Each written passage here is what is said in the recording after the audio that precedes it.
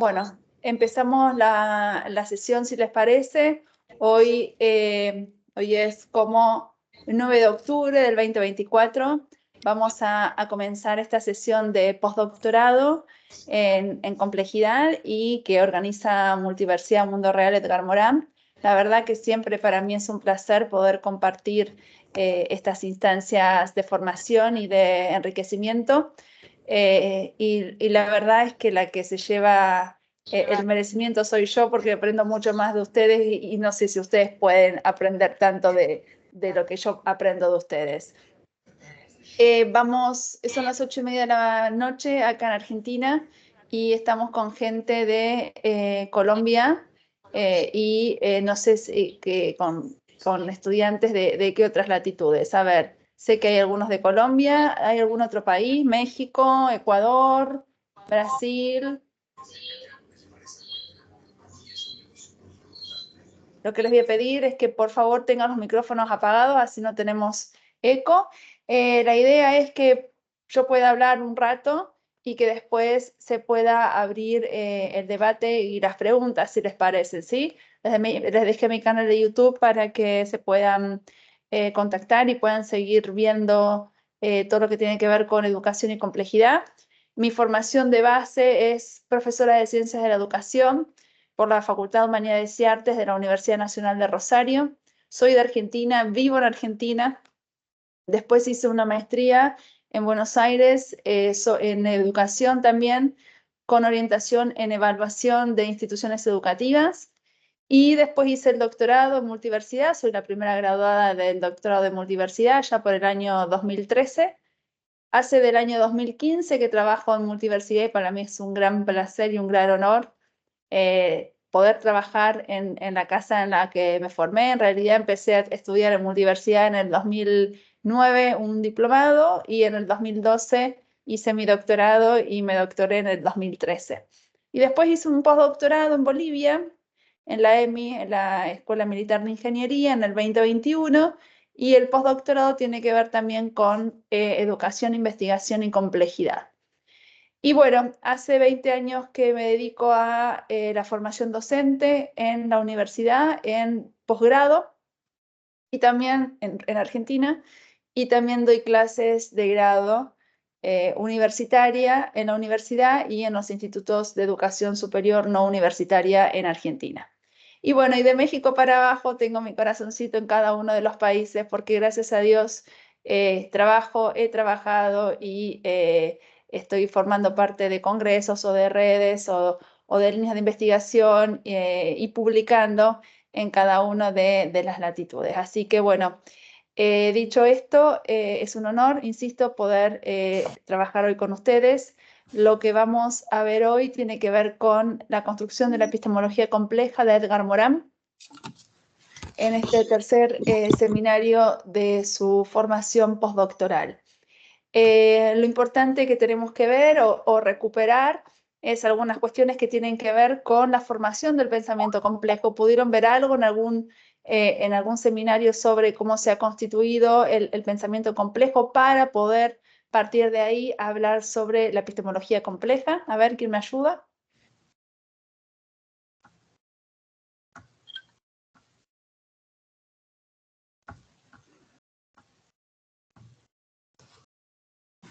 ¿No?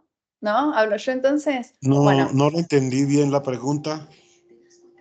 en realidad que me ayuden un poquito sobre la construcción del pensamiento complejo. ¿Qué pudieron ver? ¿Qué sabemos acerca de la complejidad?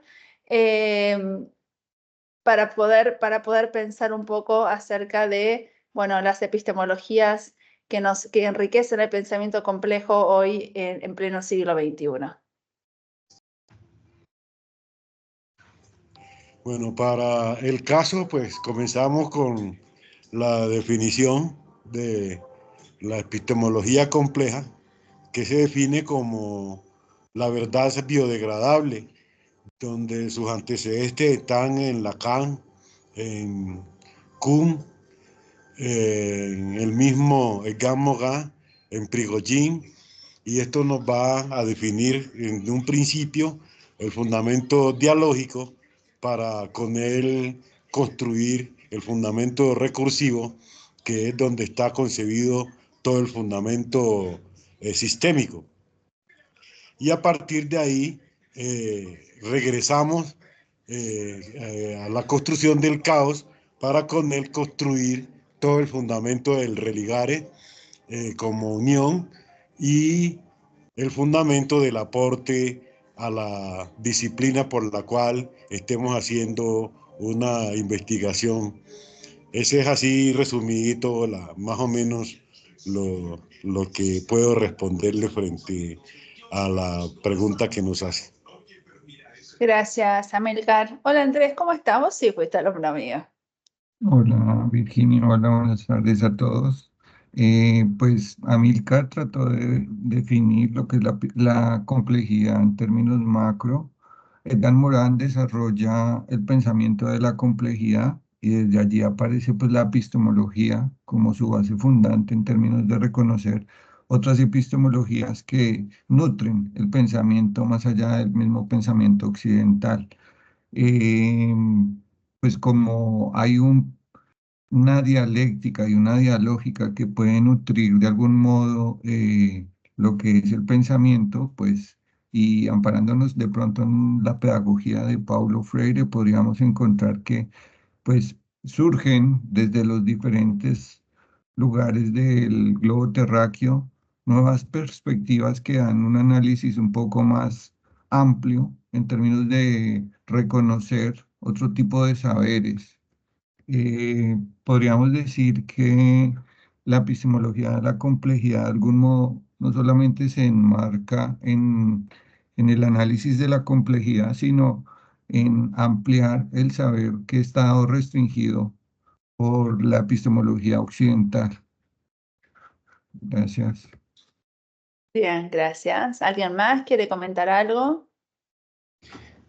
Doctora, en este caso yo podría como plantear que es la emergencia precisamente de los nuevos hallazgos que se presentan iniciando el siglo XX, donde efectivamente la presencia del microcosmos, de los elementos de los microorganismos, de los elementos propios de la biología celular, de ese universo micro que existe, y versus la teoría cuántica, también emergente en el siglo XX, nos permite tener un desafío precisamente en torno a los análisis sistémicos, a los hallazgos de las teorías del caos, a nuevas perspectivas de pensamiento, al cuestionamiento precisamente nuevamente sobre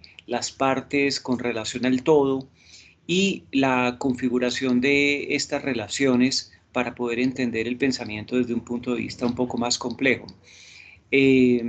Retomo un poco a la lógica del pensamiento complejo planteada por Morin cuando en un texto de él plantea la diferencia entre las complejidades restringidas versus aquellas complejidades ampliadas y plantea efectivamente que precisamente todo el pensamiento en sí mismo es complejo y, y la realidad misma en sí es compleja, que no podemos entonces pensar que hay procesos que no lo son y procesos que sí lo son. Esta relación entonces hace entender que precisamente la complejidad está en el todo y en cada una de las partes del todo. Entonces, básicamente esa sería la mirada. Nuevamente lo planteo desde la microfísica, desde las teorías cuánticas, desde el cuestionamiento epistemológico, que tranquilamente Lakatos o Kuhn o Feyerabend plantean y que cuestionan, le ven un abismo, un atisbo al pensamiento mismo, a la epistemología.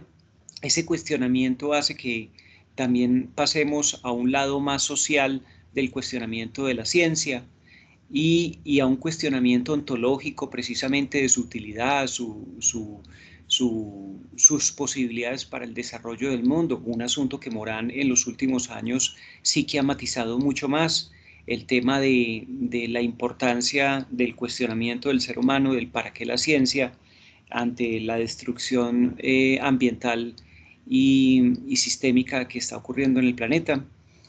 Y efectivamente a partir de allí ya viene todo un cuestionamiento del planteamiento del método que él hace, básicamente. Y qué pena el desorden un poco para exponer. No, yo te entendí perfectamente por dónde ibas, no te preocupes. ¿Hay alguien más que quiera hacer algún comentario?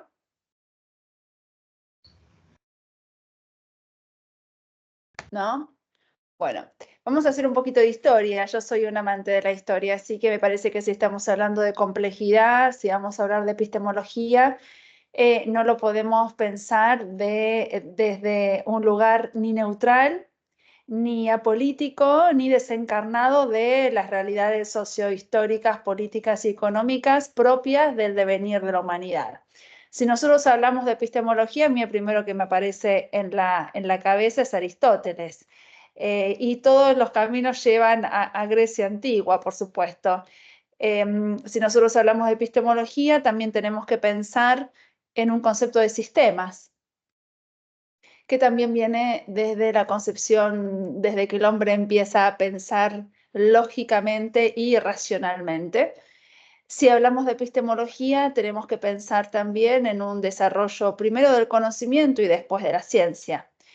Y si hablamos de epistemología compleja, tenemos que saber que si es complejo es porque hay algo también que es simple. Entonces vamos a hacer referencia a una epistemología que podemos llegar a decir simple. Y si hablamos de epistemología, estamos hablando, como dije anteriormente, de un desarrollo del conocimiento y de un desarrollo de la ciencia, por lo que a mí me parece importante hablar de otras epistemologías que enriquecen el pensamiento epistemológico complejo o la epistemología compleja de Edgar Morin, que para mí son los tres referentes de las epistemologías del siglo XX, Morin, Freire y Piaget. O Piaget, vamos a hacerlo en orden cronológico, Piaget, Freire y Morin, no por orden cronológico de nacimiento, sino por orden cronológico de aparición. Entonces vamos a tocar algo de la epistemología genética de Piaget, vamos a profundizar en la epistemología liberadora de Paulo Freire y vamos a hablar de la epistemología compleja de Edgar Morin. ¿Por qué? Porque en realidad que me parece que son las tres grandes epistemologías que aportaron al desarrollo del pensamiento y de la construcción del pensamiento del siglo XX y del siglo XXI.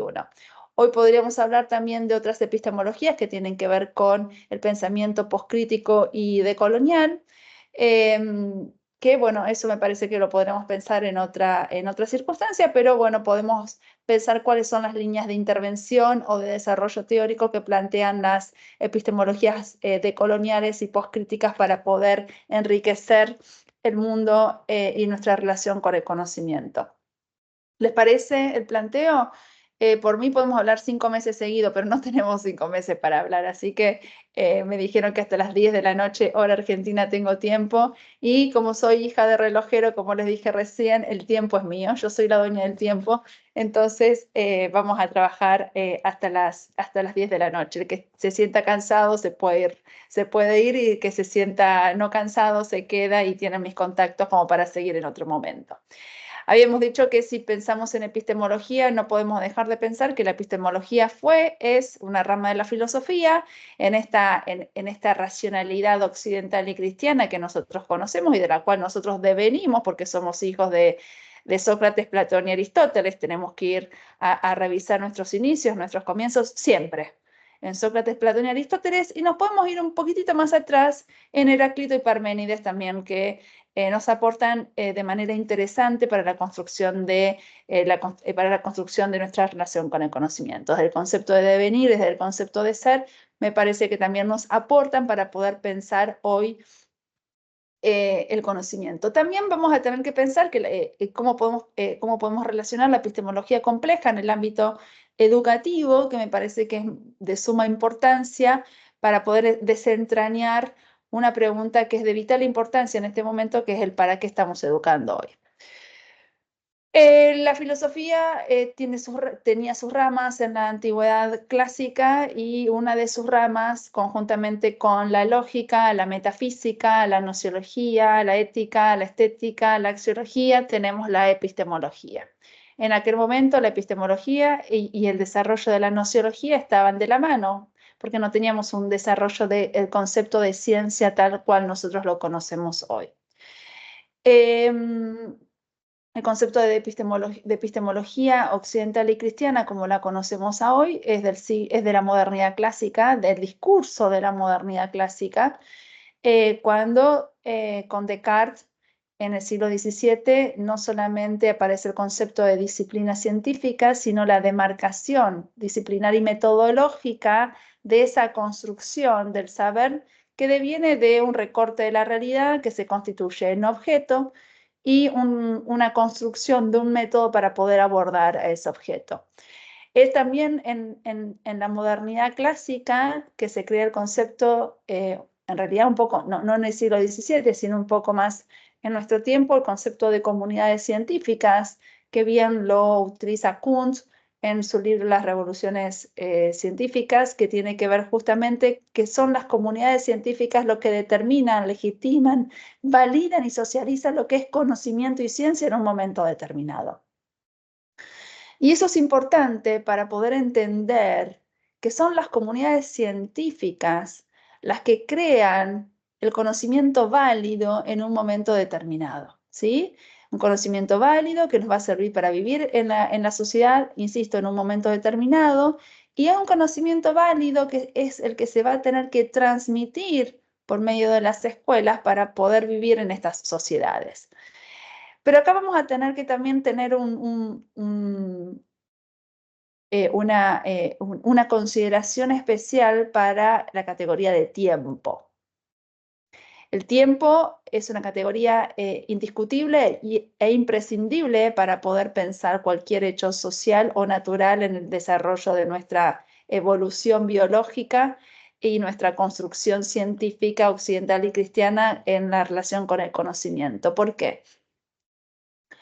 Porque cuando el tiempo deviene, y si el tiempo deviene, como sabemos que deviene, más acelerado en estas épocas, en tiempos de inteligencia artificial, más acelerados en esta sociedad de la transparencia y del cansancio, como diría Byung-Chul Han, el tiempo determina qué es lo que se conoce y qué es lo que no se conoce. Y esta aceleración del tiempo también hace pensar que el conocimiento envejece.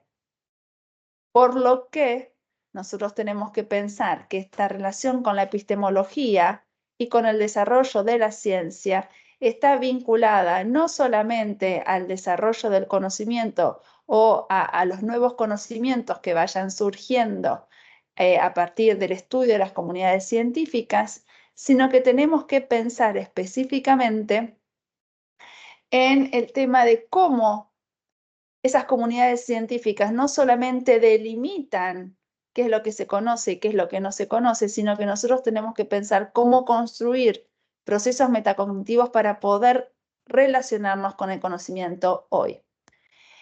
¿Y por qué es importante hablar de la construcción de procesos metacognitivos para poder relacionarnos con el conocimiento hoy?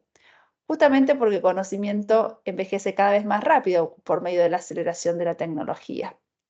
Y la base epistemológica nos sirve para pensar cómo ese conocimiento en el devenir del tiempo debe construir procesos metacognitivos para que puedan ser durables en el tiempo, pero durables en función no de la validez de la duración de ese conocimiento en el tiempo, sino en función de nuestra relación. Lo que estudia la epistemología no solamente que es lo que se entiende o se define por conocimiento en un momento determinado, sino precisamente determina cómo se construye esa relación con el conocimiento. Hasta el siglo XX, la relación con el conocimiento devino desde una racionalidad clásica que imperó hasta el siglo, bien entrado el siglo XX, con la lógica clásica de Aristóteles del tercero excluido. Esa lógica clásica de Aristóteles con el tercero excluido necesitó de un concepto de sistema simple y cerrado para poder explicar la relación entre el sujeto que conoce y el objeto conocido. Y eso es importantísimo, porque la gente que todavía no está pensando en complejidades o en sistemas abiertos para poder pensar hoy la realidad en cualquiera de sus dimensiones, sigue pensando desde la objetividad clásica. Sigue pensando en un mundo universal. Sigue pensando en un determinismo. Sigue pensando en términos de sistemas cerrados. ¿Cuándo se empieza a resquebrajar el concepto de sistema cerrado? Justamente con el avance de lo que nosotros llamamos las rupturas epistémicas de principios del siglo XX, de la mano de Einstein y de las manos de los físicos, químicos y matemáticos de principios del siglo XX, que empiezan a cuestionar la racionalidad heredada a partir de qué lugar. Justamente a partir del lugar donde empezamos a pensar la realidad con nuevas categorías de análisis. Categorías como azar, indeterminismo, juego, caos, aleas. Vienen a sacudir todo la tradición heredada, todo el mundo cerrado, diría Alexander Coiré, todo este mundo cerrado que imperó por más de 25 siglos. Y esa es la ruptura específica y esencial que plantea Morán con respecto a la epistemología compleja. Se empieza a pensar la relación con el conocimiento desde el punto de vista de sistemas complejos, lógicas, no lineales, dialécticas que se transforman en dialogías, porque el pensamiento complejo no es dialéctico, sino que es dialógico, recursiones y resiliencias. Resiliencia no lo dice Morán, lo digo yo. ¿Por qué hablamos de resiliencias? Hoy tenemos que hablar de resiliencias de saberes. Yo tengo un artículo escrito sobre resiliencias de saberes, después cualquier cosa me dicen y se los comparto. ¿Por qué tenemos que hablar hoy de resiliencias de saberes como constitutivas para poder pensar la complejidad? Porque si nosotros vamos a la etimología de la palabra, ¿qué es la resiliencia? La resiliencia desde la ingeniería, que es la ciencia donde surge esta categoría de análisis, la resiliencia es cómo se recompone un metal frente a una embestida fuerte. Cuando yo hablo de resiliencia de saberes, estoy hablando de cómo los saberes tienen que ser resilientes en el cambio de época, porque el que embate a un saber es el tiempo. Si el tiempo cambia, tienen que cambiar nuestras categorías de análisis. Nuestras categorías de análisis tienen que ser resilientes a esta embestida que nos da el tiempo.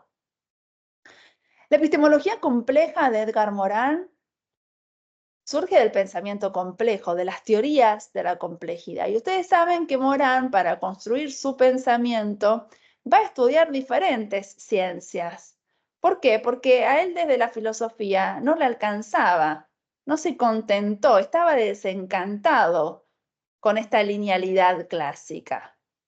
¿Por qué? Porque justamente no le daba respuesta a las preguntas que él se hacía con respecto a la realidad, con respecto a cómo conocemos, con respecto a cuáles podrían llegar a ser los signos de los tiempos hoy o la nueva figura epistémica hoy para poder pensarnos en relación con el conocimiento. Entonces toma de diferentes autores, de diferentes teorías, de diferentes disciplinas, categorías que le ayudan a pensar la complejidad de esta relación sujeto-objeto. Sujeto-objeto que está mediado por un contexto. Él no puede salirse de su base y de su formación marxista. Estamos cumpliendo ya varios años, casi 25 años de los 7 saberes necesarios para la educación del futuro, que lo escribe allá por mediados de la década del 90, anticipando un poco al año 2000 y cuáles deberían ser los saberes que nosotros como futuro, que ahora ya estamos en pasado, deberíamos haber sabido, deberíamos haber considerado para poder pensar esa educación del futuro, como el informe de Ehlers, ¿no? Pero en el 2018, pues justamente en Manizales, que estábamos haciendo un congreso de multiversidad, en donde se presenta el octavo saber. Y el octavo saber hace referencia a la historia, al tiempo. Pasaron casi 20 años entre los 7 saberes necesarios para la educación del futuro y el octavo saber que hace referencia a la historia, al tiempo. Por eso, si ustedes van a ver mi canal de YouTube, ustedes van a ver que como que me repito continuamente, claro, porque yo no puedo dejar de considerar la historia para poder pensar. Yo no puedo dejar de considerar la historia y el devenir de la historia para poder pensar la complejidad y la educación, porque si no, es un razonamiento que no tiene sentido. Esta complejidad, como entramado de elementos heterogéneos, desde el cual Morán define a la complejidad, deviene justamente de haber entramado él diferentes heterogeneidades, diferentes disciplinas, diferentes autores, diferentes realidades para poder pensar complejamente. Y la verdad, gente, que la complejidad no es una teoría. La complejidad es un estilo de vida. Uno piensa complejamente o no piensa complejamente, porque yo puedo leer toda la obra de Morán y seguir teniendo un discurso tecnicista, aplicacionista, instrumentalista. En cambio, la complejidad es un estilo de vida. Uno o piensa complejamente o no piensa. ¿Puede saber de complejidad? Sí, yo puedo saber todo de complejidad. Como teoría, voy a buscar un libro a la biblioteca sobre complejidad. Pero la complejidad realmente es un estilo de vida. ¿Desde qué lugar nosotros miramos la realidad para poder considerarla complejamente? Y acá aparece otra categoría de análisis que yo la creé justo para mi postdoctorado, que tiene que ver con pensar la complejidad desde el areios. ¿Saben lo que es el areios? Por supuesto que es griego la palabra, y volvemos siempre a esta referencia a los griegos. En realidad el areios significa dos cosas. Tiene el mismo significado, hacen referencia a lo mismo, pero con diferentes significados, ya sea que lo busquemos en la mitología griega o en la tradición griega, o si la buscamos en la tradición religiosa cristiana. El areios es una colina. La colina donde se hacían los sacrificios desde la mitología griega. Pero el areios, como colina, pero pensada desde la religión católica apostólica romana, el areios era donde se subía, donde estaba Jesús o Dios, y podía observar todo su reino. Pensemos cada uno en donde estemos en este momento, en la ciudad donde estemos en cada momento, y hagamos un ejercicio, cerremos los ojos y ubiquémonos en el lugar más alto de la ciudad, en Bogotá, no sé, en México, en Perú, en Ecuador, donde estemos. Si nosotros vamos a la parte más alta de la ciudad en donde estemos en este momento, ¿qué podemos ver? ¿Qué vemos? Cuando nosotros vamos a un mirador, ¿qué vemos?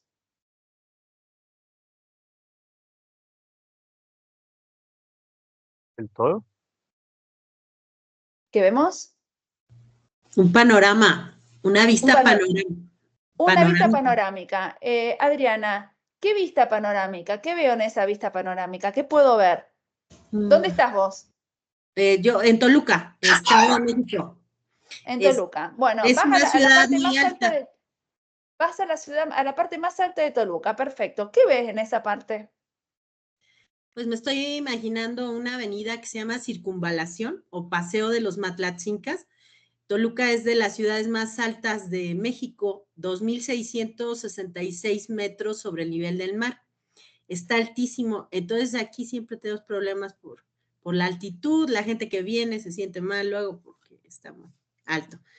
Pues yo veo desde ese lugar a la ciudad, se ve todo, una dinámica constante y permanente que opera día y noche en un trajín. Es una ciudad muy contaminada, se ven nubes de contaminación, se ve toda la gente interactuando, se ven los grandes edificios, pero también lo polar de la sociedad, se ve casas muy elegantes, construcciones muy aparatosas y bellas, y también casas muy humildes. Se ve la gente en continuo movimiento, tráfico incesante, un ir y venir, luces, y la gente en su ritmo de ciudad, más o menos compleja, algo así, es lo que veo. Bien. Bien, pero ahora, bájate de la colina, bájate del Areyos y anda a la puerta de tu casa. Abrís la puerta y ¿qué ves en la puerta de tu casa? Pues la visión es más limitada, veo menos, mucho menos. Veo a mi colonia, me centro en los problemas de mi colonia, desde baches en las calles, En muchas reviso. calles, si vos te parás en la esquina, en la puerta de tu casa, ¿vos ves muchas calles? No, nada más una, donde vivo, y pues veo nada más a unos cuantos, algunos conocidos, igual desconocidos, pero muy poca gente. No veo toda esa dinámica que se vería desde las alturas. Bien, eso es el pensamiento complejo y el pensamiento simple. El pensamiento simple reduce la mirada a una fragmentación de la realidad. El pensamiento complejo plantea el entramado de la diversidad. Lo que Adriana ve desde lo más alto de Toluca es la circunvalación, personas, autos, edificios, casas más lindas, casas menos lindas. ¿Pero qué ve? Ve justamente el entramado de la ciudad. Eso es el pensamiento complejo. El pensamiento complejo lo que hace es poder construir y ver el entramado del conocimiento. ¿Y cómo se entrama el conocimiento? Por supuesto que no hay una receta, porque el entramado del conocimiento lo hacemos cada uno de nosotros. Cada uno entrama el conocimiento en función de ¿qué? De lo que sabe y de lo que ignora. Cada uno entrama el conocimiento en función de ¿qué? De las significatividades que le otorga el conocimiento. Cada uno entrama el conocimiento ¿desde qué lugar? Desde diferentes concepciones teóricas y epistemológicas para poder entender la realidad. Porque el entramado con el conocimiento es poder plantear una relación para el estudio del conocimiento o de la realidad complejamente. Pero antes que Morán hable del pensamiento complejo, es decir, cuando él construye el pensamiento complejo, él hace todo un rastreo histórico como buen filósofo crítico que es, después de bien en complejo, pero primero fue marxista, hace un rastreo histórico acerca de cómo se conoció a lo largo de la historia, enfatizando y criticando el discurso de la modernidad clásica. Y ojo, gente, no es porque todos los modernos se hayan equivocados. Los equivocados somos nosotros, que en pleno siglo XX, decía Morán, nosotros seguimos mirando la realidad con los ojos del siglo XVII. Entonces, la crítica, cuando nosotros criticamos a un autor o a un pensamiento o a una escuela que tiene 100 años, 200, 1000 años de distancia de nuestra realidad, las criticamos porque evidentemente la estamos usando en un tiempo para la cual no fue creada y no fue pensada. Yo en las vacaciones de invierno, hace 3 meses atrás, estaba leyendo La vida de Laplace.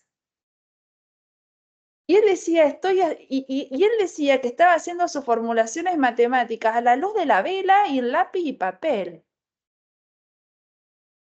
Nosotros tenemos que ponernos en la cabeza de Laplace, en el contexto, en la casa de Kant, donde vivía San Agustín, en la casa de Aristóteles, para pensar por qué pensaron eso y cómo los trascendió a ellos. Y la crítica debería ser autocrítica, en el sentido de que nosotros usamos categorías de análisis para un contexto que no fue pensado, para un contexto para las cuales no fueran pensados. Entonces, lo que enfatiza Edgar Morin para poder después hablar de epistemología compleja tiene que ver con la epistemología clásica.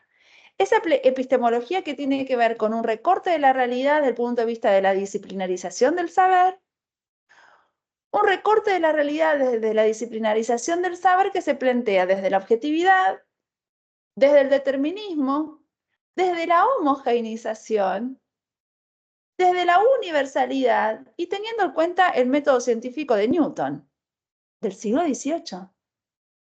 ¿Cuántas universidades, cuántas carreras, cuántas profesiones hoy siguen pensando con el método de Newton a 300 años de distancia?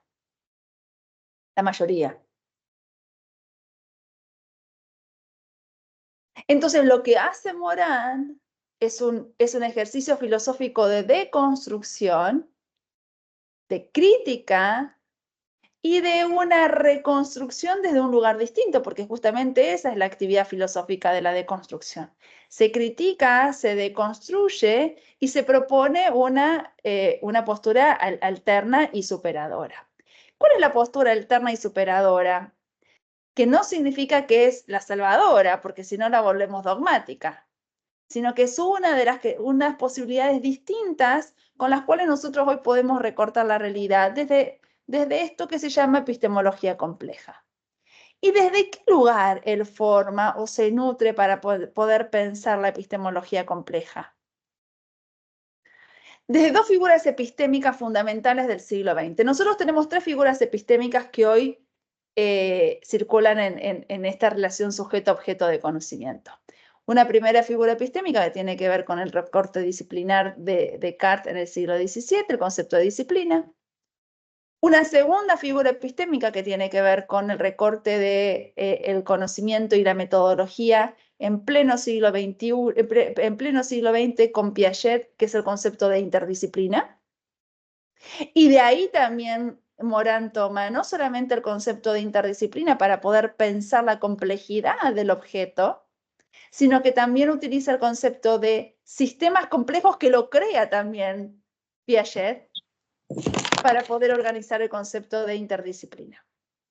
Y tenemos una tercera figura epistémica que tiene que ver con el concepto de transdisciplina que viene desde la termodinámica con Nicolescu, que también necesita el concepto de sistemas complejos de Piaget.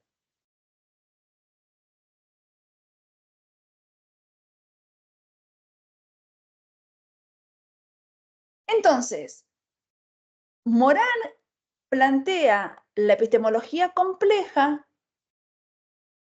en un contexto en donde la racionalidad simple o la racionalidad clásica o el concepto de sistema simple no daba respuesta a todos los avances tecnológicos y a los cambios de épocas que se estaban por augurar. Entonces, ¿de dónde se nutre el concepto de epistemología compleja?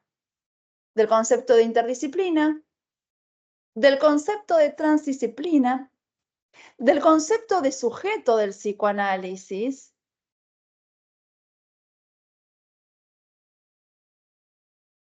del concepto de dialogías,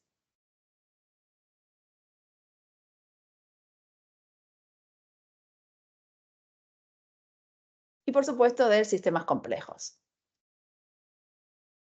¿Desde qué lugar? Por supuesto que no es una receta. ¿Desde qué lugar? Desde este concepto de entramado epistemológico, de poder ver la realidad como una construcción entramada, singular.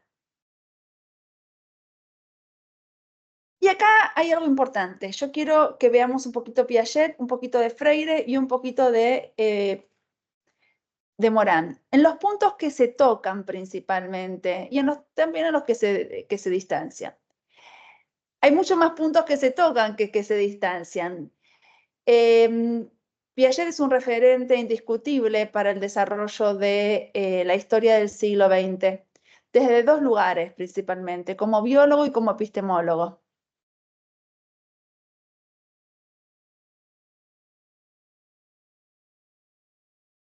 Como epistemólogo se lo conoce menos, pero yo soy una estudiosa de Piaget y me encanta, a pesar de que es dificilísimo. Como epistemólogo, él construye el concepto de sistemas complejos. Como epistemólogo, él construye el concepto de interdisciplina. Como epistemólogo estudia cómo construimos nuestra relación con el conocimiento desde posiciones más simples a posiciones cada vez más complejas.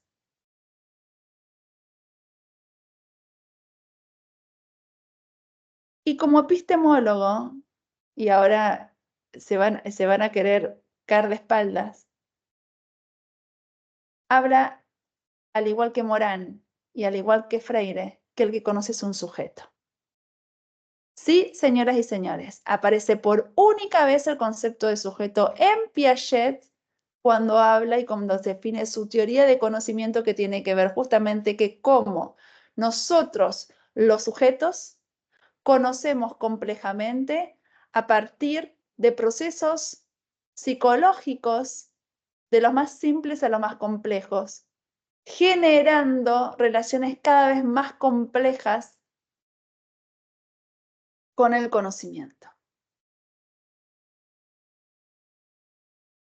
El Piaget biólogo no habla de un sujeto, habla de un individuo, pero el Piaget epistemólogo sí habla de un sujeto que conoce. ¿Y de quién toma el concepto de sujeto? De todos nosotros. ¿De dónde tomamos el concepto de sujeto? De Freud, del psicoanálisis.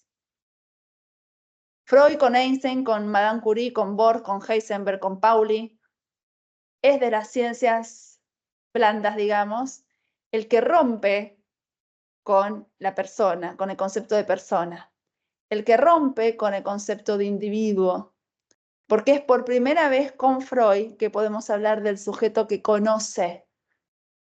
Entonces tenemos que diferenciar que el sujeto no es lo mismo que persona, que no es lo mismo que individuo, que no es lo mismo que hombre genérico. Hoy también tendríamos que ver qué pasa cuando hablamos de género, ¿no? Pero bueno, tenemos que saber que no son sinónimos y que este sujeto, el sujeto de Morán, el sujeto de Paulo Freire, el sujeto de Piaget, que son los sujetos que conocen porque realizan una actividad de praxis, de transformación de estructuras mediados en un contexto, se puede solamente lograr a partir del atravesamiento del lenguaje en la cultura. El lenguaje es el que nos humaniza y el que empezó a constituir nuestra evolución de la hominización. La cultura y el lenguaje son los que nos convirtieron en homínidos del Australopithecus hasta hoy. Pero tuvieron que pasar, ¿cuántos? Como historia occidental y cristiana, 25 siglos. Como humanidad, miles y millones de años, para determinar que el que conoce es un sujeto, desde el punto de vista de la transformación individual y social. Ese es el concepto de praxis, que si bien no aparece en Piaget, sí aparece en Morán y en Freire, porque lo toman de la praxis de Hegel y de Marx del siglo XIX. ¿Qué es la praxis? Es la transformación de la conciencia a partir de la actividad humana en relación a un contexto. ¿A partir de qué? Del pensar. El pensar es el que nos transforma y transforma nuestra realidad. Por eso los periodos dictatoriales y los grandes fundamentalismos hoy y a lo largo de la historia aculturan, y la aculturación sabemos que no es pensar. El que piensa se transforma y transforma su realidad y contagia en esa transformación. Por eso la invitación siempre es a pensar. Todas mis intervenciones comienzan, la invitación es a pensar. Pensar otra realidad posible. Pensemos la epistemología compleja de Morán, hagamos un ejercicio de pensar la epistemología compleja de Morán en épocas de inteligencia artificial. Hoy estamos inundados por la inteligencia artificial. Yo no la uso, pero la estudio. Y 2x3 si tengo que hacer algo sumamente rápido y pongo 3 o 4 en el chat gratuito que me da la web, pongo 3 o 4 palabritas y hago un mapa conceptual que a mí me lleva mucho tiempo y lo hace muy rápidamente la inteligencia artificial, ¿no? Pero yo hago una vigilancia epistemológica a ver qué me tira la inteligencia artificial.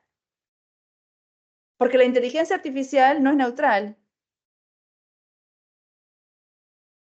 La inteligencia artificial tiene sesgos bien marcados políticos, económicos, de género, religiosos.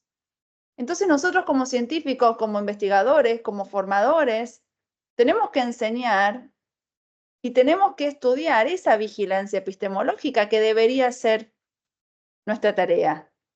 ¿Desde dónde lo vamos a vigilar epistemológicamente? ¿Desde un concepto de sujeto? ¿Desde relaciones con el saber? ¿Desde qué posibilidad la inteligencia artificial me permite a mí pensar o reproducir? Entonces acá aparece otra dimensión de análisis, que si Wilfir, según él, dijo que estaba bastante desordenado su alocución, imagínense cómo yo voy y vengo a lo largo de la historia y los autores y de las teorías, ¿no? Acá es importante pensar el concepto de la liberación de las conciencias de Freire. ¿Qué hizo Freire? ¿Por qué salió y por qué trascendió Freire? ¿Qué fue lo maravilloso o no que pudo hacer?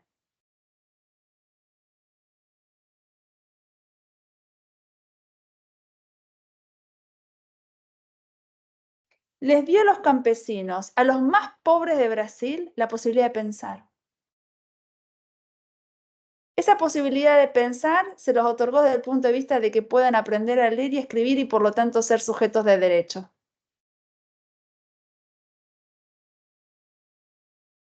De ahí viene el concepto de liberarse. Ya Platón lo había dicho en la alegoría de la caverna. ¿Quién es el que puede pensar? ¿Quién es el que mira la realidad, el que conoce la realidad tal cual es y no la mera sombra? El que rompe las cadenas. Bueno, Freire hizo lo mismo después de 25 siglos. Le hizo romper las cadenas a los campesinos, dándoles la posibilidad de pensar, la posibilidad de nombrarse yo. ¿Saben lo importante que uno pueda decir yo?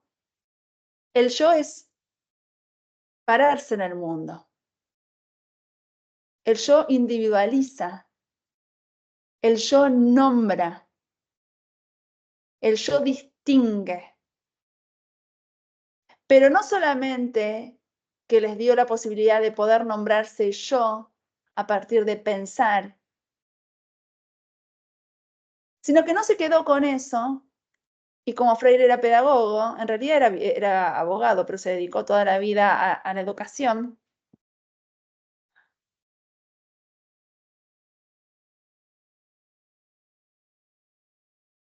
Inicia o atraviesa una nueva dimensión de análisis para poder explicar la educación que tiene que ver con un concepto fundamental que quiebra con toda la pedagogía heredada, que es el concepto de diálogo. Se rompe la verticalidad en el hecho educativo. Yo sé y ustedes no saben porque son los estudiantes. Yo sé porque les vengo a vomitar todo lo que yo sé y ustedes no pueden ni hablar, ni preguntar, ni tocarse, ni mirarse, ni copiarse, ni nada.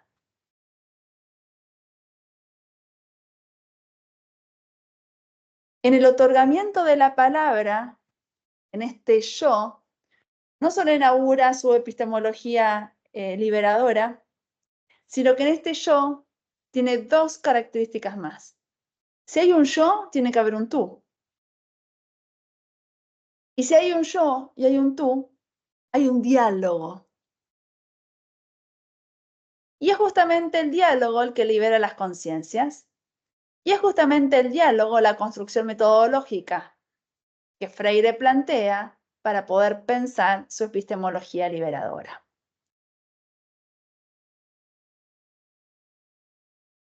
Tan simple y tan complejo, porque, a ver, gente, hay que desmitificar que lo complejo es difícil. Es tan sencillo, y como es tan sencillo, nadie piensa que es complejo.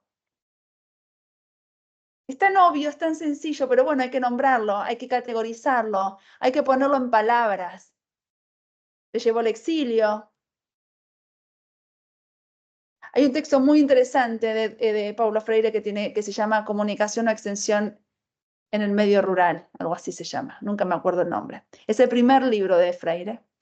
Lo tengo negado porque es un juego de palabras, entonces juega con el concepto de extensión, de la práctica extensionista como esta práctica reproductiva y la práctica de la comunicación. Cuando uno habla, se posiciona frente al mundo. Yo pienso que lo que están haciendo en Medio Oriente es una salvajada. Yo pienso que a un año de Medio Oriente nadie hizo nada y el mundo miró para otro costado. Entonces uno, en el yo pienso, no solamente cogita el yo, no solamente que organiza argumentos racionales, sino que toma un posicionamiento ético y político. Entonces el yo, que es el sujeto, se inaugura con la cultura y con el lenguaje en Freud, pero está atravesado por lo moral y por lo ético. Sabemos que lo moral es histórico, es decir, cambian los contextos y cambia un poco el concepto de la moralidad. Pero el concepto de la ética no cambia. Uno tiene que educar en los principios éticos para poder discernir entre lo que es bueno y es malo. Y siempre lo bueno fue bueno y siempre lo malo fue malo. El no matarás y la prohibición del incesto siempre fueron malos y no se negocia. Las otras cuestiones pueden ser cambiantes moralmente a lo largo del tiempo, pero hay dos cuestiones que no cambian, que tienen que ver con el no matarás y la prohibición del incesto.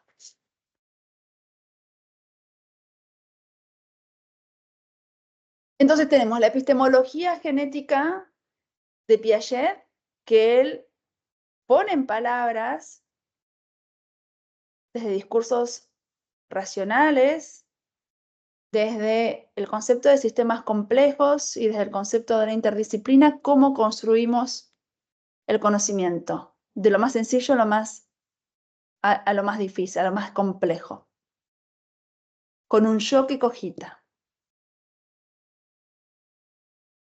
Inaugura el concepto de sistemas complejos. ¿Y sabemos lo que son los sistemas complejos?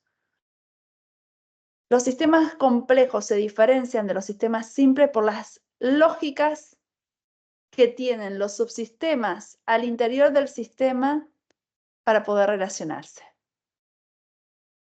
O seguimos con la lógica clásica de Aristóteles, donde A es igual a B, B es igual a C, por lo tanto A es igual a C, controlando el ambiente y dejando de lado el tercero excluido que viene a desorganizar ese silogismo lógico y racional, que duró hasta la constitución de la sociología clásica.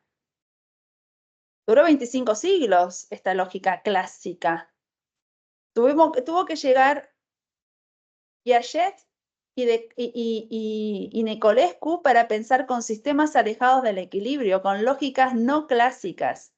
Entonces empezamos a hablar de sistemas complejos. Y también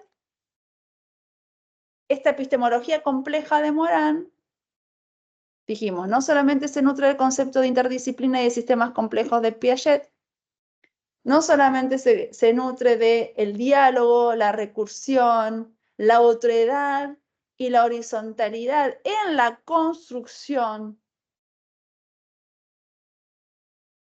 en la relación sujeto-objeto que conoce. No solamente se nutre del concepto de transdisciplina, teniendo en cuenta la realidad como un sistema complejo, teniendo en cuenta los diferentes niveles de realidad que tenemos que tener en cuenta para poder analizar, valga la redundancia, la realidad, sino que también tenemos que tener en cuenta, y esto es propio de la termodinámica, que tiene que ver con la incorporación del tercero excluido de la lógica clásica de Aristóteles. Pero también la complejidad, como decía Adriana, que yo puedo ver desde Toluca todo el entramado, No llegué a Toluca todavía, pero estuve en Bolivia a 2.600 metros de altura y casi me muero. Estuve 5 días, de los cuales 4 estuve descompuesta. No solamente tenemos en cuenta todos estos aportes de las principales epistemologías del siglo XX, sino que adelantándose a su tiempo, Edgar Morin utiliza lo que después de muchísimos años nosotros conocemos como las teorías postcríticas o decoloniales. Hoy sería ingenuo pensar en construir una relación con la realidad con el saber solamente occidental y cristiano, porque el mundo no se reduce a Occidente, ni al cristianismo, ni al hombre occidental y cristiano, el antropólogo clásico vestido de marroncito que va a estudiar paracultural a poblaciones y a comunidades alejadas en el tiempo y en el espacio. Y eso lo dice, ¿saben cuándo lo dice Morin? Lo dice a fin de la década del 60, o sea que por eso lo estamos estudiando, por eso es quien es, porque fue un adelantado a su época. En ese momento no hablábamos de decolonialismo, no existía el concepto de decolonialismo, no existía el concepto de género, no existía el concepto de pensar en diferentes epistemologías, no existía nada, no existía el concepto de sur. Cuando Boaventura de Sousa Santos habla de epistemologías del sur, Morin habla de pensamiento del sur. Y los dos están haciendo referencia a lo mismo, que el sur no es geográfico, sino que es epistémico, que el sur no es geográfico, sino que es político, y que el sur está hablando a todos los sures de todo el planeta Tierra que tienen que ver con las minorías silenciadas a lo largo de la historia. Entonces, eso es el pensamiento complejo. ¿Por qué hablamos de teorías de la complejidad y de epistemología compleja? Porque Morin, para explicar la epistemología compleja, utiliza una metáfora que se llama el espíritu del valle. ¿La conocen? Hay gente que difícil que fue. Yo la leí 38 veces. No la podía entender. Hasta que la entendí dije, qué pavada que era. Pero me costó llantos y llantos y llantos para poder entender qué decía Morin acerca del espíritu del valle. Yo se lo voy a graficar porque somos todos latinoamericanos. Todos conocemos el Amazonas, por lo menos en un mapa. El Amazonas es el río más grande de Latinoamérica, yo me atrevería, creo que es el más grande de América. Y el Amazonas, que no sería el Amazonas sin todos los afluentes que derivan, por ejemplo, en el río que está a 5 cuadras de mi casa, que se llama el Paraná, río Paraná, que después del Amazonas en Latinoamérica es el río más grande. El Amazonas no sería Amazonas sin los afluentes que lo enriquecen, que vierten sus aguas en el Amazonas. Eso es el espíritu del valle. Con todo lo que yo he llorado en mi vida para poder entender qué era el espíritu del valle. El espíritu del valle, porque lo toma del Tao y lo toma de Oriente, y como diría Mafalda, la conocen a Mafalda, ¿no? La historieta de Mafalda.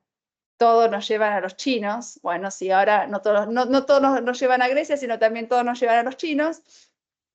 El espíritu del valle justamente es eso. No podemos pensar, él lo decía en pleno siglo XX, lo estaba pensando en la década del 60, estamos en 2024, tenemos muchísimos años de diferencia. No podemos pensar que el único conocimiento válido, y yo le agrego, porque como soy educadora, que el único conocimiento válido para transmitir en la escuela es el occidental y cristiano. Porque el mundo es más grande que Occidente. De eso se toman después las teorías postcríticas y decoloniales para hablar de epistemologías otras. Las epistemologías de género, de las teorías queer, de las subjetividades, etcétera, etcétera, ¿no? Pero ella lo planteaba en la década del 60. ¿Y saben cuándo lo planteó esto? Es decir, este pensar el conocimiento como, esto es mío, ¿no? Pensar el conocimiento como el Amazonas, para poder tratar de bajar un poco a tierra esta cuestión tan abstracta del espíritu del valle. Él lo piensa cuando está construyendo su metodología compleja. Hay un texto muy denso, muy denso de Morán, que se llama Sociología, que si no lo tienen yo después se los puedo compartir. Y en la parte 3 del texto de Sociología de Morán, él habla del empeño multidimensional. Y ahí él escribe y define qué es el método complejo como construcción metodológica.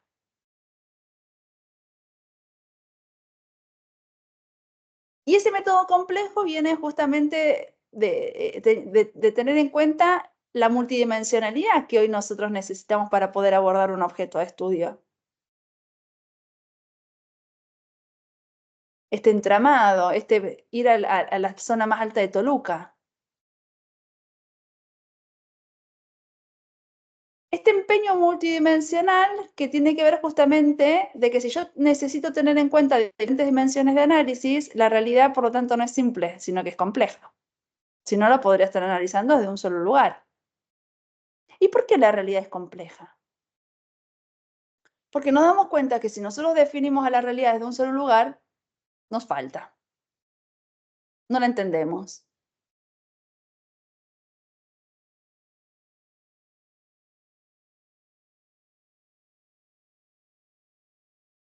¿Y la realidad por qué es compleja?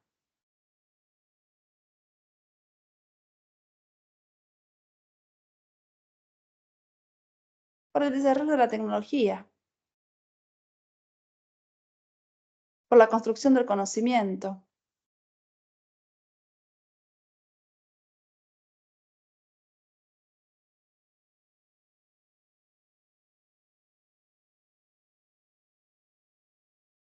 Por el concepto de tiempo y espacio que determina que tengamos que revisar continuamente nuestras categorías de análisis.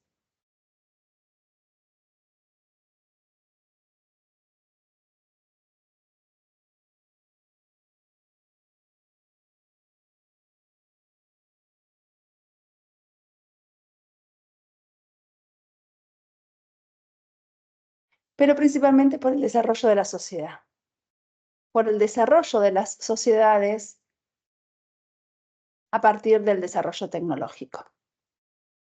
A ver, gente, tecnología hubo siempre, porque si no, no estaríamos acá. La tecnología hizo que el hombre de la caverna salga de la caverna y lleguemos a hoy acá a estar sentado cada uno en su casa y vestido como estamos vestidos. La tecnología fue el fuego, fue la rueda, fue el telescopio, fue la imprenta. Hoy es la inteligencia artificial. Y eso hizo que las sociedades se vayan complejizando cada vez más. El desarrollo tecnológico hace que la sociedad avance. La sociedad avanza, cambiamos de época. ¿Cuáles son las 3 o 4 características que hacen que se cambie de época? Nosotros estamos en una época de cambio. Después ya la historia nos va a juzgar para ver cómo hicimos las cosas, si las hicimos bien o las hicimos mal, pero nosotros somos hoy objeto de un cambio de época. Las épocas cambian por los descubrimientos geográficos, por los descubrimientos tecnológicos y por el cambio en el modo de conocer. Hoy tenemos todos.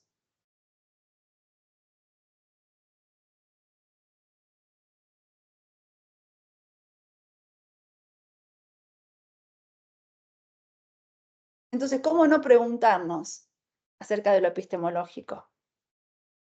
¿Cómo no preguntarnos acerca de cómo conocemos? Pero no como una pregunta que tiene, una pregunta cerrada que tengo que ir a buscar una receta para poder decir, bueno, se conoce así, así o así.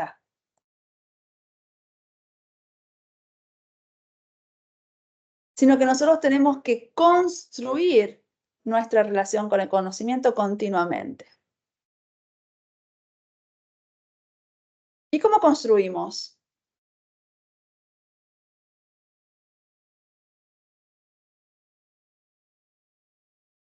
No hay dos construcciones iguales. Entonces aparecen otras dimensiones de análisis que tienen que ver con la singularidad. Todos los que estamos acá, las 10 personas que estamos acá, construimos nuestra relación con el conocimiento de modo distinto, singularmente, ni mejor ni peor.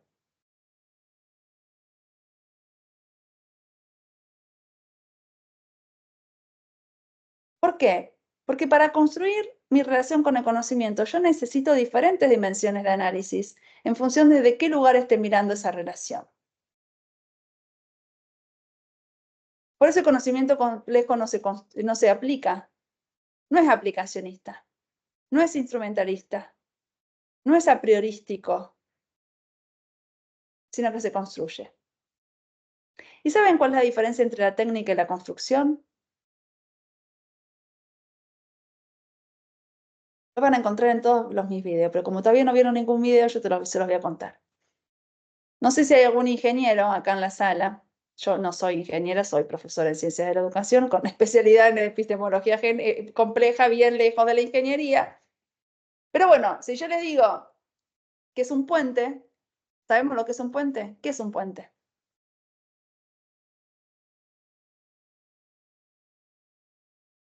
Una estructura que ha sido pensado desde el punto de vista técnico, matemático, científico y hasta cultural y social. O sea, que reúne todos los elementos para poder ser utilizado por el ser humano. ¿Qué es un puente? Una unión entre dos puntos. Claro, eso es un puente. Une dos orillas. ¿Necesito necesito la matemática? Sí. ¿Necesito de la ingeniería? Sí. ¿Pero qué es un puente? Un puente une dos orillas. ¿O es otra cosa un puente? Ninguno de los que estamos acá, no sé si no me dicen, pero ninguno es ingeniero. Pero sabemos que la técnica del puente es unir dos orillas, ¿sí? Ahora, si los que estamos acá no somos ingenieros, ¿sabemos construir un puente? No digas Andrés, porque yo creo que esto te lo expliqué a vos, por eso vos lo dijiste. Sino que se lo diga Andrés. ¿Podemos construir un puente? No, no podemos construir un puente, porque necesitamos lo que dijo Wilfer. Necesitamos plata, necesitamos materiales, necesitamos de cálculos matemáticos.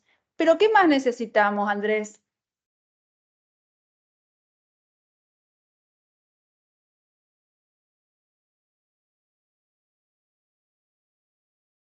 El pensamiento para poder unirlo. Claro, si yo sé que el puente une dos orillas, lo primero que yo me voy a preguntar desde la más total y absoluta ignorancia es qué va a pasar por el puente. Porque si yo no sé lo que va a pasar por el puente, de nada me sirve si necesito más plata o menos plata, más material o menos material. Entonces, ¿qué va a pasar? ¿Va a pasar un avión? ¿Van a pasar vacas? ¿Voy a sembrar flores? ¿Es decorativo? ¿Pasan personas? ¿Está en medio del océano? ¿Está en altura que une dos montañas? ¿Está en medio de la India y lo tengo que construir en épocas de monzones? ¿Está en terreno arcilloso? Entonces, ¿qué tengo que hacer para construir un puente? ¿Solamente saber la técnica? No, por supuesto que no. La técnica la sabe todo el mundo, que es unir dos puntos. Ahora, ninguno de los que estamos acá, si bien sabemos cuál es la técnica del puente, que es unir dos puntos, ninguno la sabe construir. Porque necesito de un enfoque multidimensional, construir un puente. Voy a necesitar saber matemática, clima, geología, calcular los materiales, alguien que me ponga la plata para poder construir el puente, cantidad de obreros, calcular la cantidad de horas por obrero para ver cuántos días me va a llevar a hacer el puente, saber qué va a pasar por el puente. ¿Podemos construirlo? No, porque no sabemos de todo eso. Entonces, para construir la relación con el conocimiento pasa exactamente lo mismo. Yo puedo saber un conocimiento desde el punto de vista técnico, aplicacionista e instrumentalista, que se logra por medio de la repetición y por lo tanto yo no me modifico como persona, o puedo construir singularmente y complejamente mi relación con el conocimiento. ¿Desde dónde? Por lo menos tiene que tener 3 dimensiones de análisis. Desde un saber disciplinar, desde un contexto y entre sujetos. Cambia una de esas dimensiones de análisis, cambia totalmente la construcción. Por lo tanto, de los 10 que estamos acá, los 10 estamos entendiendo, los 9 están entendiendo cosas distintas a lo que yo estoy diciendo, porque cada uno va a construir su relación con el conocimiento desde el punto de vista de lo que sabe y desde el punto de vista de lo que ignora. Y tratando de poder enlazar lo que yo estoy diciendo con lo que sepamos o hayamos leído o lo estamos construyendo recién como una idea inclusora incipiente. Esa es la relación con el conocimiento. Por lo tanto, no hay dos relaciones con el conocimiento iguales. Porque siendo yo la misma, cambia una de las dimensiones de análisis, cambia absolutamente todo. Esto no lo digo yo. Ya lo dijo Parménides. Perdón, Heráclito. Es que ya es muy tarde de la noche. Heráclito.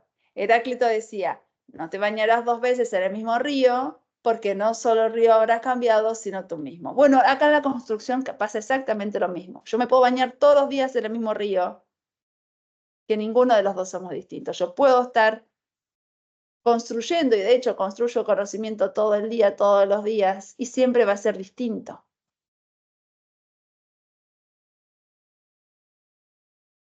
Por lo tanto, la invitación desde el pensamiento complejo es a pensar. Pensar desde la epistemología compleja, desde la horizontalidad, desde la recursión, diferentes posibilidades para poder relacionarme con el conocimiento. Amílcar.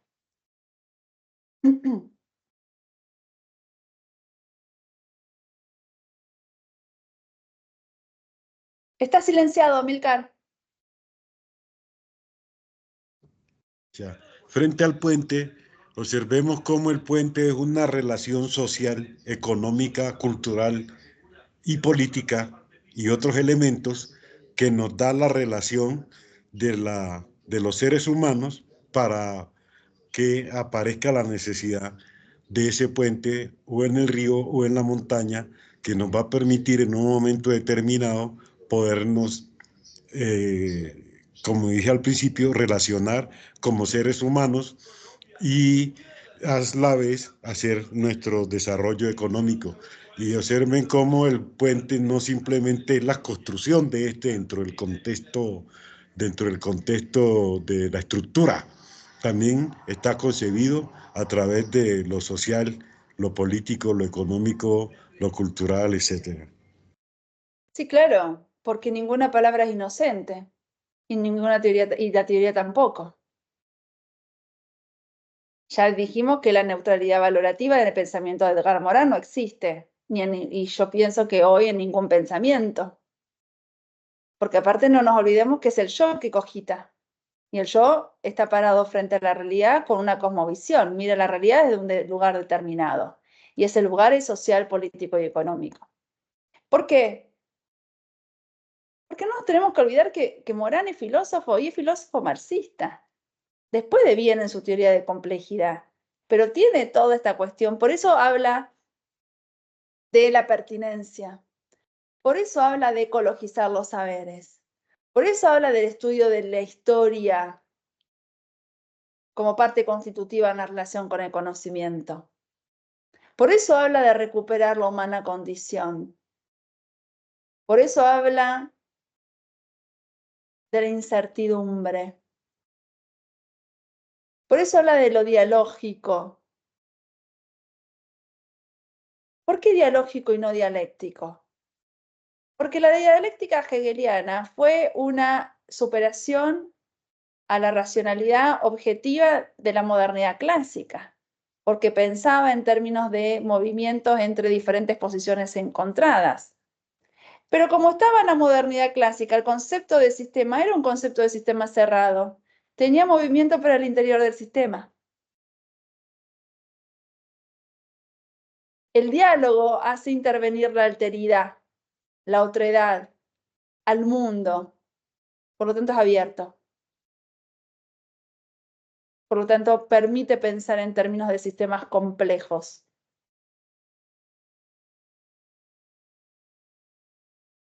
Entonces vemos que la epistemología de Edgar Morin se nutre de las dos grandes epistemologías o toma aportes de las dos grandes epistemologías del siglo XX, de Piaget y de Freire, pero anticipa las epistemologías del siglo XXI. Y son epistemologías porque la S no tiene nada que ver con una cuestión de singular y plural, no tiene que ver con el número de la palabra, ¿no?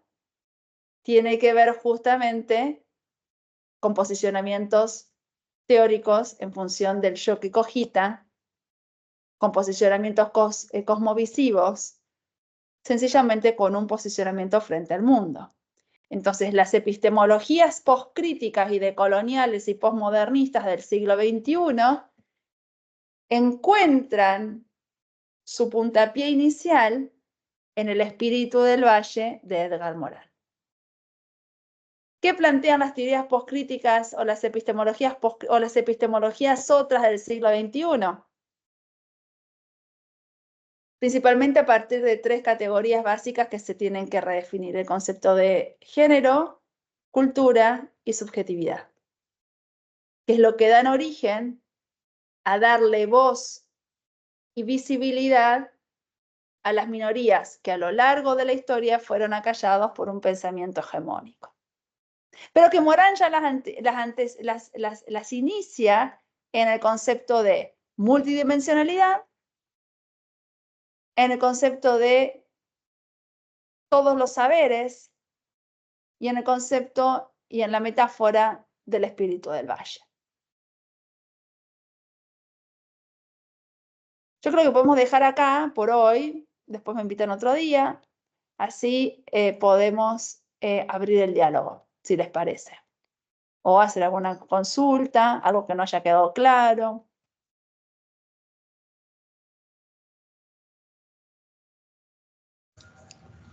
Doctora, a mí no me queda claro algo en particular, y es la relación entre lo complejo y lo simple, porque en su momento entendía que Morin precisamente planteaba que toda la existencia en sí misma, hasta lo que uno supondría que es lo más simple, tiene su complejidad. Y que quizás que lo que hacía que algo fuera más complejo era el entramado de elementos que se relacionaban dentro de sí al interior de un fenómeno o al interior de una existencia. De esa forma, hacía que podríamos entender que existen niveles de complejidad. ¿Estoy equivocado o realmente lo simple sí existe? En realidad todo es complejo. Lo que es simple es el pensamiento humano, que reduce la complejidad para poder entenderla. ¿Quién redujo la complejidad para poder entenderla? Descartes, con las 4 reglas del método.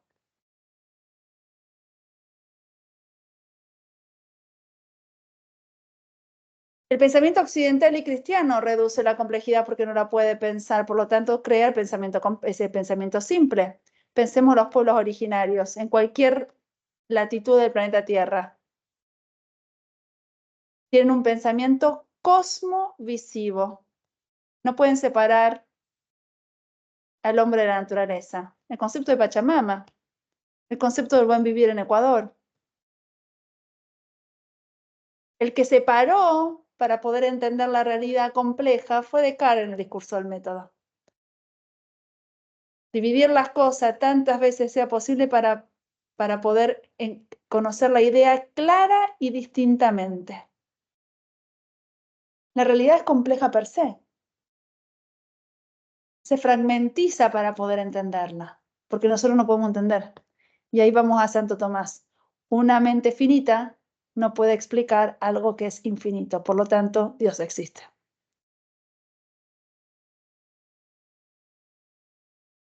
Eso no lo dice Morin, eso te lo digo yo, para poder explicar que el que simplifica la realidad somos nosotros, no es el conocimiento. Nosotros presentamos un conocimiento simple porque el conocimiento complejo no lo puedo pensar. ¿Y sabes por qué no lo puedo pensar? ¿Por qué lo pensamos ahora y no lo pensamos antes? Volvemos a Piaget, cuando habla de la filogénesis y la ontogénesis. Piaget dice, desde la biología, y después lo organiza desde la epistemología, que en el momento que nosotros las mujeres estamos pariendo a nuestros hijos, no solamente le damos la vida biológica, sino que en el momento de nacimiento nuestros hijos nacen con la X cantidad de años de herencia humana. ¿Vos tenés hijos, Wilfer?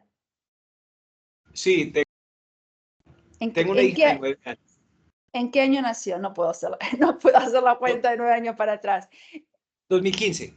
Bueno, mi hijo nació en el 2010. Por lo tanto, mi hijo tiene una herencia cultural de 2010 años en el momento que yo lo estaba pariendo. Mi hija nació en el 2011. Por lo tanto, tiene 2011 años de herencia cultural. Tu hija nació en el 2015.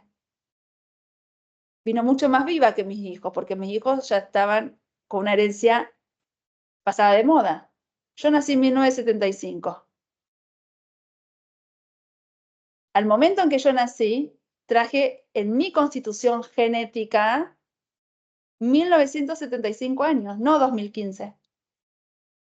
Fíjate que del 75 al 2015 a dónde hemos llegado. Y del 2015 ahora, ni te digo. Nosotros aparte nacemos complejamente. Yo me acuerdo que hace muchísimos años le estaba dando un curso de doctorado acá en Argentina. Bien, Adriana, estamos divinas, somos unas pibas. Estaba dando un curso de doctorado acá en Argentina con un grupo de ecuatorianos y eran todos médicos. Entonces le digo, ¿hay algún ginecólogo acá en el auditorio? Sí, dijo uno, yo. Bueno, fíjate si el argumento que estoy diciendo es válido y si es así. Entonces me dijo que sí, después lo explicó desde el punto de vista de la medicina, que yo soy incapaz de explicarlo desde el punto de vista de la medicina. Pero vos ponete a pensar, Wilfer, que si hay algo difícil en este planeta Tierra es quedar embarazada. Sí, es dificilísimo. ¿Por qué este óvulo con este espermatozoide en este momento ahora? Entre millones de espermatozoides. ¿Por qué en este momento ahora? No hay explicación médica para decir por qué este con este en este momento. Pero cuando vos vas a estudiar medicina, te describen el proceso fragmentariamente y simplifican esa complejidad de que por qué este espermatozoide con este óvulo en este momento, con esta temperatura de útero, con la compatibilidad tuya con la de tu esposa, hay miles de dimensiones de análisis que se tienen que conjugar en ese momento, para que después cuando vos vas a estudiar medicina te dice, bueno, este óvulo, y te lo definen, este espermatozoide acá, que llega así, que llega así, que se explica así, se explica allá, entonces tenés 50 pasos para ver la fecundación del óvulo en donde se fragmentó todo. Si no se hacen en esos pasos, reducir la complejidad del objeto para poder conocerlo. ¿Por qué? Porque no podemos pensar complejamente. Fíjate ahora, los chicos que están haciendo en este momento, nacen con el desarrollo de la inteligencia artificial. Piensan distinto. Los que no pensamos distinto somos nosotros. Piensan multirrelacionalmente, nosotros no podemos pensarlo. Adriana y yo nacimos en el 75.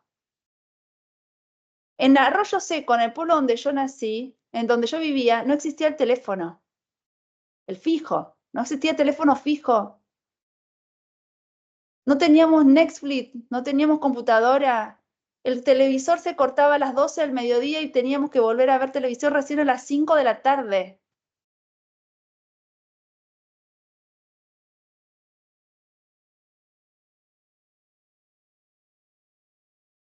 Los chicos hoy piensan multidimensionalmente. Los que no podemos pensar somos nosotros.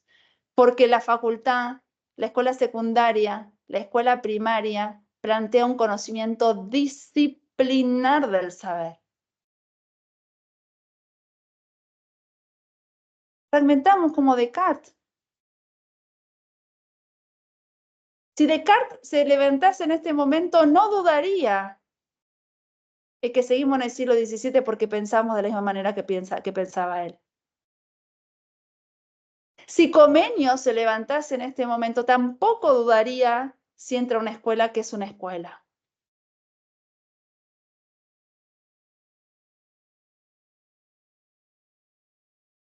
Se va a dar cuenta que no estamos en el siglo XVII por cómo estamos vestidos y por la tecnología que tenemos, pero lo demás funciona de la misma manera. El concepto de escuela, el concepto panóptico de escuela y de institución.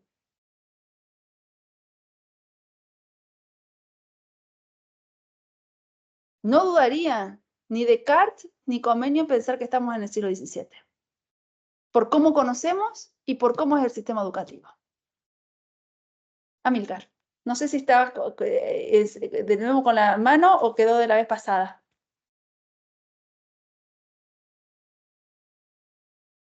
Estás muteado.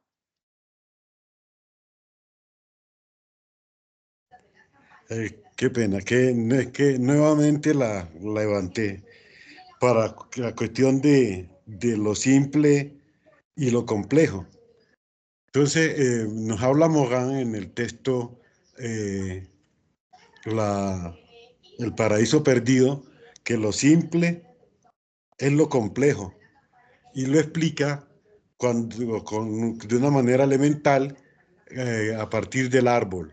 Entonces dice, el árbol no es el árbol, y eso es lo que lo hace complejo. ¿En qué sentido? En que el árbol es la tierra donde está parado, luego sus raíces, luego su savia, luego su tronco, sus ramas y sus hojas. Entonces, en ese sentido, él dice que una cosa tan sencilla como lo es el árbol, toda la complejidad que contiene.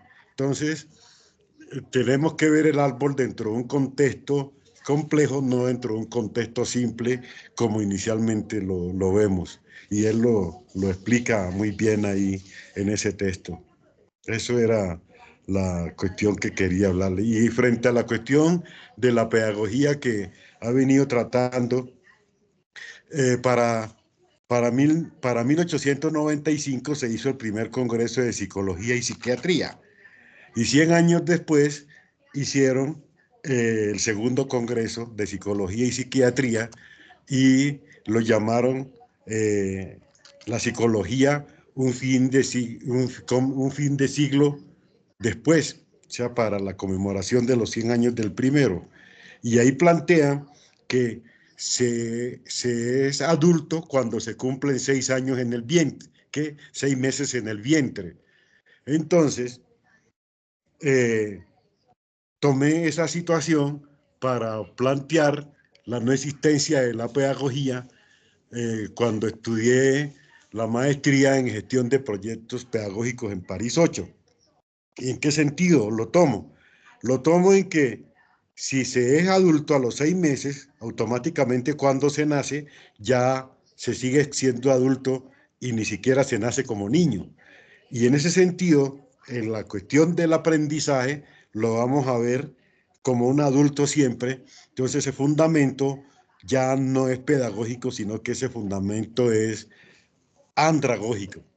Y entonces la Universidad de París 8 me mandó a Grecia a hacer esa conferencia a la Universidad de Atenas, y ahí planteé, y el título de mi conferencia fue La pedagogía no existe.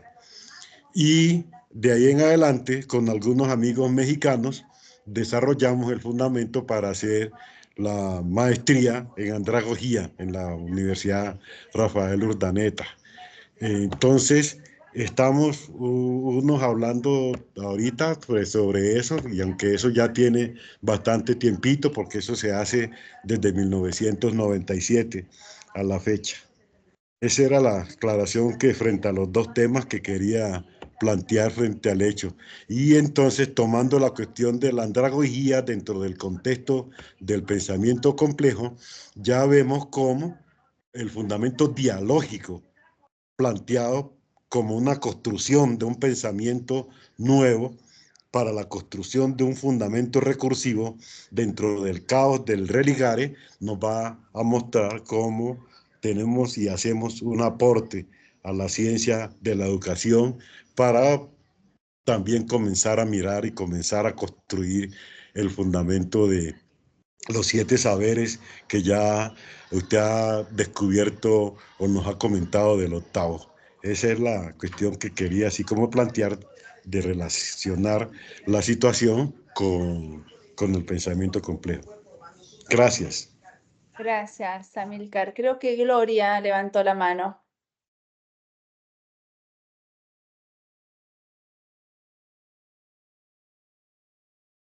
¿No?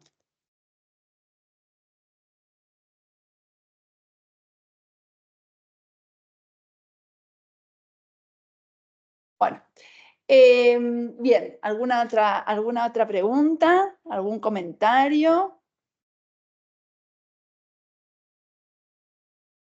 Andrés. Sí, pues la pregunta sería en referencia al trabajo que viene, ¿sí? Que sé que probablemente a partir de, después de haber tomado la sesión del día de hoy, se abra o se aperture el espacio del foro para hacer una referencia de pronto sobre alguna pregunta y demás. Pues la pregunta sería, es más o menos cuánto tiempo tendríamos después de la apertura del foro, y si se apertura ese foro, ese espacio de comunicación el día de hoy, o en cuánto tiempo más o menos se da la posibilidad para iniciar la conversación allí en términos escritos. No tengo ni idea, Andrés, eso se los va a decir Gustavo como coordinador o de servicios escolares, pero no tengo ni idea, yo no estoy dentro de la cuestión más administrativa y dentro del programa como para hacer el seguimiento. Eso seguramente se los va a decir Gustavo, hoy o mañana o en el momento que No, al estén en final, contacto con él. al final, si quieres, de la sesión. Al final, acá está el modo fantasma, al final les va a decir todo lo que tiene que ver con cómo siguen ustedes. Wilfer, ya cerramos, Gusti, ya estamos. Wilfer. Sí, doctora, a mí me hicieron una pregunta que evidentemente es de esas preguntas capciosas que uno no sabe contestar, pero que de una u otra forma se han empezado como a solucionar, si se quiere, o a gestar a nivel planetario, y es que hay universidades de ciencias de la complejidad a nivel mundial. Hay muchas universidades que ya empezaron, quizás sobre todo de las ciencias exactas, a pensar en temas de problemas y no en temas propiamente, y no con la estrategia clásica de las disciplinas. La pregunta capciosa fue, ¿y cómo se pensaría una universidad que haga su tránsito posterior a la lógica de una transdisciplina, a la lógica de no seguir fragmentando los saberes desde las disciplinas clásicas, para pensarse de forma sistémica, para pensarse también en términos de problemas que sean complejos, y en tema de abordajes a estos mismos problemas de forma constructiva a partir de múltiples saberes. Aquí la pregunta capciosa lo lleva a uno a pensar si acaso esto no termina siendo una utopía, quizás por el lastre mismo que venimos cargando desde ya hace más de 2 siglos de los resultados de las ciencias clásicas, de fragmentar precisamente a partir de disciplinas, y la legitimación social y también productiva y laboral que tienen estas profesiones en los ambientes, en los contextos profesionales y laborales, hace que quizás pensar en una formación más integral sea quizás un asunto a muy largo plazo y no tanto en el corto plazo para temas de pregrado, más que para temas como este, por ejemplo, de posgrado. Ya sabemos que literalmente hay maestrías en complejidad, está el doctorado en complejidad, está el postdoctorado, pero pregrados técnicamente que unan el asunto, uno ve la estrategia un poco más compleja. Al respecto, y en términos de esa pregunta capciosa, ¿qué se le podría responder a estas personas?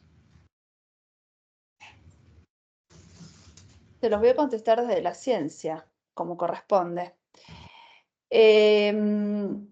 Pensemos en dos cuestiones. Volvemos a la historia. La universidad es del siglo XIII, ¿sí? Fin del medioevo, con las características propias sociales, políticas y económicas del medioevo. El sistema educativo es del siglo XVII, modernidad clásica, con todas las características sociales, políticas y económicas del siglo XVII.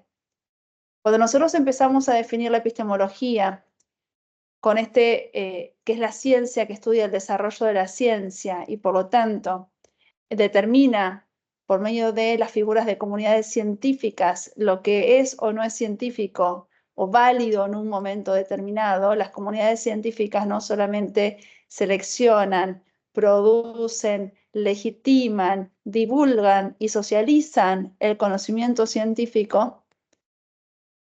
Ese conocimiento científico es un conocimiento disciplinar. Y para poder pensar transdisciplinariamente, el conocimiento disciplinar es necesario, pero no es suficiente. Porque las tres características de la transdisciplina tienen que ver con entender la sociedad como un sistema complejo, pensar con diferentes niveles de realidad y la lógica del tercero excluido de Aristóteles, ¿sí? Pero en las universidades medievales se enseñaban no disciplinas científicas porque el concepto de disciplina no existía, porque existió con Descartes en el siglo XVII y estábamos 400 años antes. En la universidad se enseñaba las 7 artes liberales y en las escuelas se enseña un conocimiento disciplinar. ¿Sabes por qué no se logra concretamente la interdisciplina y la transdisciplina? Porque las disciplinas tienen objeto y método y ninguna disciplina quiere ceder objeto y método a la disciplina de al lado para poder pensar interdisciplinariamente y transdisciplinariamente. Por lo tanto, hoy, a nivel teórico y a nivel de pensamiento, sí podemos hablar. Pero a nivel concreto no, porque vivimos en instituciones modernas o medievales.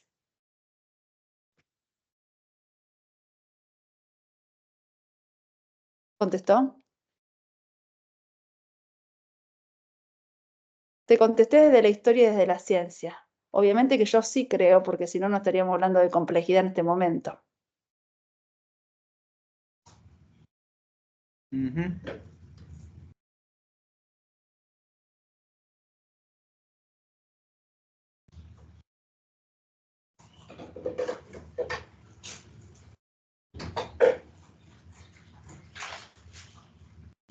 Bueno, acá llegó nuestro director académico, Gustavo.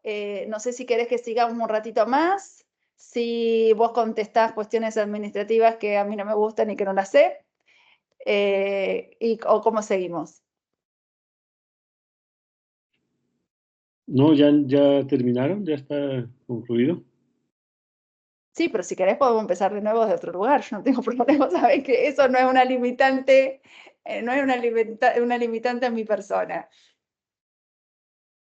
No, yo pensaba en no interrumpir porque pues hay unas líneas de argumentación, hay unos intereses, más bien por eso también decía que ese tema al final. Gracias, Virginia, agradecerles a todos los compañeros por las preguntas. Esa última pregunta capciosa es súper interesante. La respuesta de Virginia tiene una arista de concreción bien valiosa, pero también hay una cantidad importante pues, de retos ahí en medio, ¿no? Que es parte de lo que estamos haciendo nosotros aquí. Al repensarnos desde esta lógica de la complejidad o la transdisciplinariedad como alternativa, ¿no? Dado estos escenarios de confrontación, incluso respecto del estado de la situación de nuestros centros de trabajo, incluso, ¿no? Para quienes somos académicos, somos universitarios y demás. Bueno, miren, como en todos los casos, salvo al inicio de los estudios postdoctorales, vamos a tener estas sesiones y cada que se tiene la sesión introductoria se abre el foro y se abre el módulo que corresponda. A partir de mañana Yo en este momento le solicito a Frank Ramos que se abra el módulo 3 y a partir de mañana debería estar el módulo 3 activo con sus recursos, con sus lecturas y evidentemente con el foro, con la solicitud del trabajo a desarrollar. Esto queda abierto de aquí hasta el final, es decir, a partir de mañana deben estar abiertos simultáneamente módulo 1, módulo 2 y módulo 3 por si alguien no ha tenido la oportunidad de desarrollar las actividades, ¿sí? ¿Cuándo podríamos ponernos odiosos si vemos que no avanzan? Cumplidos los 3 meses, podríamos cerrar los 3 módulos porque cada módulo tiene un mes, ¿no? ¿Sí? Cada módulo tiene un mes propiamente fijado. No lo vamos a hacer, obviamente. Esa es la planificación, la coordinación que está prevista. Lo que nosotros queremos es que ustedes vayan avanzando paulatinamente, que queden los foros abiertos, para que si en algún caso que verdaderamente hay una dificultad de agenda tal que no les permita ponerse al día en estos primeros 3 meses, todavía tengan oportunidad, ¿sí? Lo importante es que ustedes vayan siguiendo las discusiones, vayan realizando las lecturas, se realimenten con las participaciones de los compañeros y que esto además tenga, pues evidentemente, un enriquecimiento en el marco de sus documentos que van a presentar, ¿no? Que ya hemos platicado cuáles son. Nada más les quiero pedir un favor a quienes han tenido alguna dificultad con la sesión de hoy, que le pongan un vistazo de 2 minutos al final del día o muy temprano al Skype. Es propiamente el único medio al que hemos puesto pues para coordinarnos en general entre nosotros. Échenle un vistazo para tratar de que todos estemos actualizados respecto a este tipo de información. Seguimos con los mismos horarios y con los mismos días. En esta ocasión pues nos permitimos hacer el cambio también para que nos pudiera acompañar la doctora Virginia, quien estaba muy interesada en acompañarnos, ¿no? Y por eso, digamos, hicimos ese cambio y se lo solicitamos, ¿no? Nosotros pretendemos que siempre sea la hora que fijamos, pero pues también, digamos, estaremos en la medida de las posibilidades y de que la comunicación fluya bien, en oportunidad, si ustedes nos lo permiten, de hacer estas modificaciones. Mientras tanto, pues les agradezco a todos infinitamente, a Virginia por la exposición, por estar aquí, a los colegas pues porque tienen esta iniciativa de crear esta red de trabajo que van a hacer, que me parece que ya es un resultado adicional a lo que compete los estudios. Mi reconocimiento también a sus preguntas y a su presencia. Muchísimas gracias a todos. Gracias Diego, gracias Luis, gracias Wilfer, Amílcar, Adriana, Lady, y queda grabada esta sesión para quienes no pudieron acompañarnos. Y no sé si tengan alguna otra pregunta o comentario antes de ya despedirnos.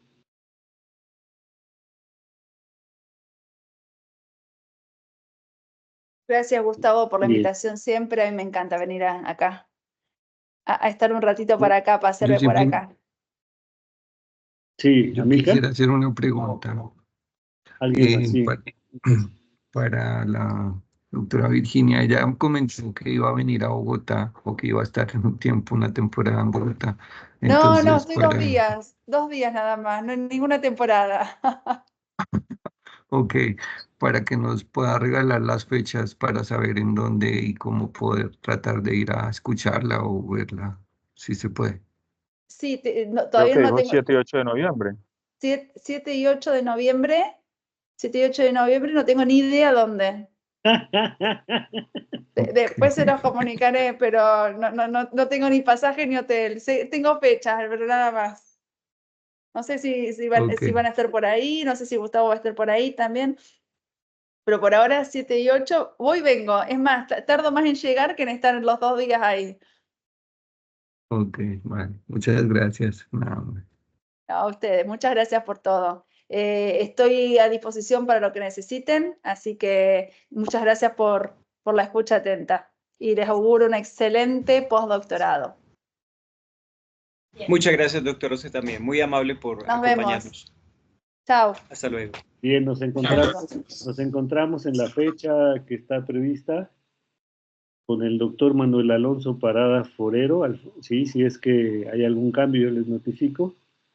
Y vamos a ver alguna continuidad relativa a esto, pero con una visión